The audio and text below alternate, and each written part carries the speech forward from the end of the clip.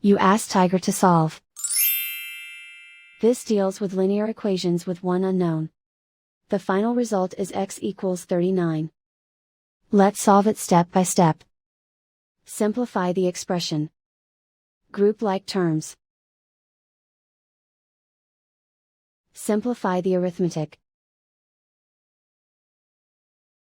Group all constants on the right side of the equation. Subtract 2 from both sides.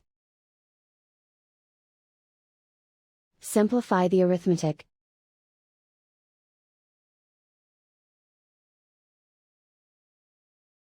Isolate the x.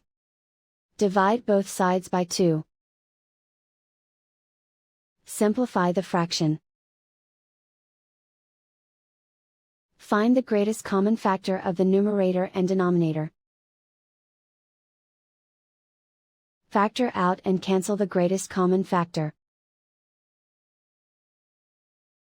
And so the final result is x equals 39.